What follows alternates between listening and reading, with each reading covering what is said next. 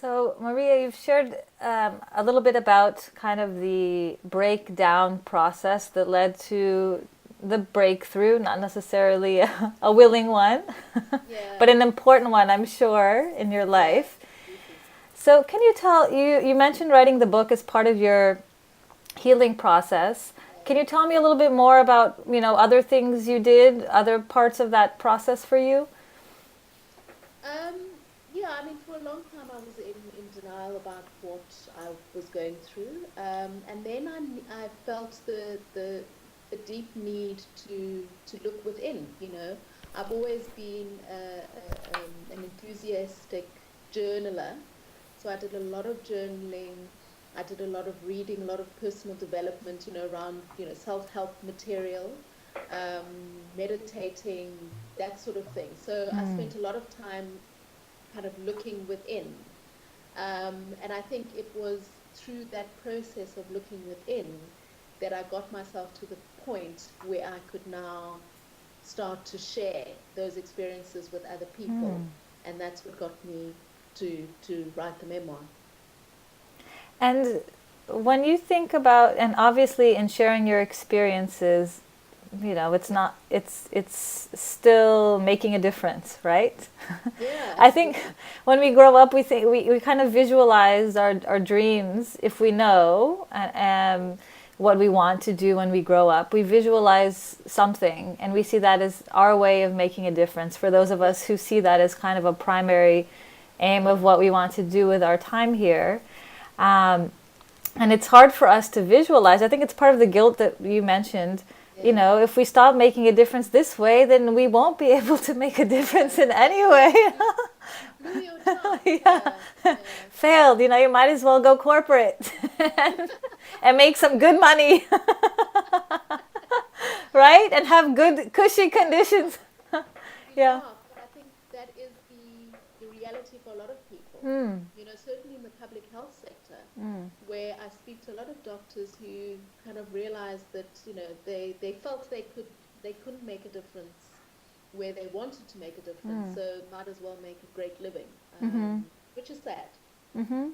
It is sad, but the sad thing is even in the corporate space, even when you're paid well, and you look successful and everything's fine and dandy, even if you don't feel like you're making a difference, is you still experience, Yeah, there's still a burnout problem there. I don't think we can yeah, we can really run away from that. So I think a lot yeah, of it does go back to what you mentioned, which is kind of looking within and finding ways, what we find meaning and fulfillment, and kind of working on that, and then kind of yeah, shaping our life mm, around that, so yeah, that we know what our calling is and that we're working in alignment with that, whether, yeah, and it can change from one decade to the next, or one yeah, minute to the next, and that's yeah, okay. yeah, Right. absolutely. I mean, what I found is that because one of the things that I couldn't get, when I left medicine, I thought to myself, but what happened to making a difference in healthcare? It was one of the things that I really, really struggled with because this is what I wanted to do. This is what I felt called to do. Um, and it's only recently, since, out of writing my memoir, I have lots and lots of doctors who write to me about their own challenges. I speak on various stages around these topics. And I realized that in an odd kind of way, I'm doing exactly what I intended to do in the first place, which is to make a difference in healthcare. It doesn't look the way that I originally thought. I'm not one-on-one with patients, but I'm certainly impacting doctors and other people in the healthcare sector who can then in turn impact patients. So, it feels very, very good for me to know that even when I thought I'd lost my way and, my opportunity to make a difference was lost, I've been able to find my way back there. And it's through my healing, my own personal healing, that I've been able to find my way back to the place where I want to really make a difference and impact other people. Thanks, Maria. That's really beautiful to kind of see that coming full circle. Yeah. I'm even mirroring here your hand. Yeah, absolutely. I mean, I feel it very, very strongly. Yeah. And so you are obviously, an ambitious woman. You're very purpose driven. You're also a mother. Yeah. Um, and so I wanted to ask you, how do you manage your time and your energy these days to prevent yourself from ever experiencing burnout again? Because I think for me, having experienced it once, I'm very aware of it, and it's definitely a constant in my mind, a fear, because I know, those of us who kind of have that overachieving, high performing drive, it can become a pattern of behavior. Some people writing me are saying, I've burned out 3 times. And each of those times I've been, out of commission for a year and it's still happening. So I know it can repeat itself. So Yeah. I'm very conscious of it. So I guess the first question is, are you conscious of it, on a day-to-day basis of preventing that from happening again? And if so, what kind of actions do you take in terms of managing your time and your energy and to taking care of yourself? Yeah. It's an ongoing battle. It really, really is. Mm. And I think particularly as a mom, you Mm-hmm. know, there is, I mean, I suppose being a mom is one of those, again, you must be selfless. The same stuff in medicine, must be Mm. selfless. Everyone's needs ahead of your own, sacrifice, all of those, that same narrative plays itself out Mm. in motherhood. So I find that particularly with the children and just I take on work and I take on all sorts of motherly duties and extramural activities and driving the kids around and doing all sorts of things. And every now and again, I need to remind myself that hang on a sec, the world will keep spinning without me. If I Mm. take a break, it's okay. But I still give myself a very, very, very rough time. So I've had to learn to consciously bring that into existence for myself. How am I Mm. doing? When I find myself getting that irritable, snapping at everyone, then I know that's a sign. Okay, time to take time Mm-hmm. out, go for a massage, go for a walk at Kirstenbosch, meet up with a friend, whatever it is, or just do nothing. There's real value sometimes in just sitting, doing nothing, reading a book, or just chilling out in the garden or something. But unfortunately, I think I'm wired to overperform and want to overachieve. And it's a constant. I need to be vigilant around Mm-hmm. that to prevent burnout. But I think also it's requires. I suppose it's also a level of maturity. I think back then in medicine, I thought I'm gonna cure all my patients. I'm gonna change the world. I'm gonna redefine health and disease and all of these wonderful ideas. Um, which, I mean, there's nothing wrong with having great aspirations, but I think it's also important to be realistic in terms of what can I do? Mm. Sure, I want to change the world, but what can I do in my world to move that stuff forward? Whereas I think I was trying to also influence the system and other people, and I can't manage that. I can only manage myself.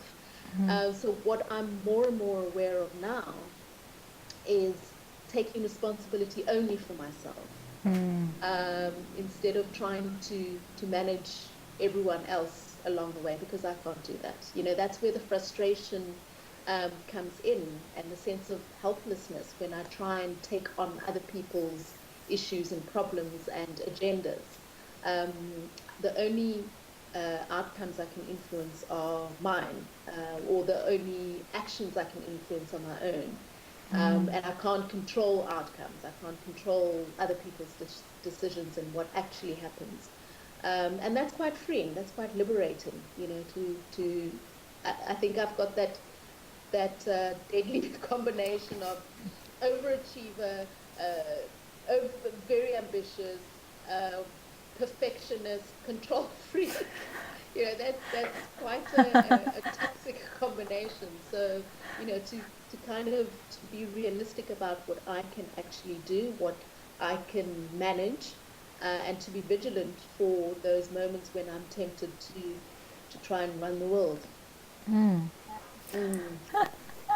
Well, I just love how much energy you're bringing. I'm sure this energy was not there when you were burned out. No, no, it was just sure. Yeah, one of the things that when I knew it was time to leave medicine was when I stopped seeing myself Mm, in who I was being. mm, When I was constantly irritable and miserable and low in energy and disconnected mm, from my life and other people. That's when, that's not who I am. This exuberant, enthusiastic, passionate person is who I am. mm, And when I saw that I was not no longer that, mm, I knew that, time to time to recover myself here, time to save myself, really. mm. Uh, yeah. Maria, thank you so much for doing this interview. It's been Thank lovely, lovely to hear more about your story, myself, and you. I'm sure other people will really appreciate hearing it as well. And hopefully it'll help, kind of change the discourse around burnout. I think a lot of burnout, we always talk about them, those people, even Yeah. you as a doctor, we talk, in global health, we talk about burnout amongst doctors, but we Yeah. don't talk about it amongst ourselves. And Yeah. and Absolutely. yeah, and it does carry through because now I'm doing very different work. I'm coaching, I'm still Mm. doing some consulting work in public health, but on the coaching side, it's still, the same things start to kick in, and for Yeah. me, it's really a constant putting the brakes on. Yeah. Yeah. We It's do like need a to manage ourselves in that way. yeah. So I really appreciate you sharing this, and I love the point you mentioned at the end as well, that it's an ongoing thing, and it's really about what you can do yourself, and Yeah. taking ownership of that and figuring out your sphere of influence. I think Yeah. a lot of times when we're in it, because it's all around us, and it's the system, and it's the institutions, and it's the organizations, and it's our managers. It's very Yeah. difficult to say, we don't have a choice, and to just keep accepting it. So it's a very courageous kind of realization to Mm. decide we do have a choice, and to actually Yeah. decide to change things, be it leaving or even staying, but taking a stand for what's important and Yeah. acceptable, and speaking out. So I really, really appreciate you taking the time out today. Thank you. It's Uh, been great. Thank you very much. and so for those watching, please be sure to check out mariapalime.com, and I'm going to put the link below. And I'm also going to include the link to your fabulous TEDx talk, which I really Thank love, you. so that they can also get more of you if they would like to. Excellent. Great. Fantastic. Thank you very much, Christine. Thank you, Maria. And if any of you watching would like to leave a comment below if this interview resonated with you, please do. And I'll be sure to share the comments as well with Maria. Maria, have a lovely day, and I hope to connect with you again soon. Absolutely. All Likewise. right. Thanks so much, Kathleen. Bye. Cheers. Bye.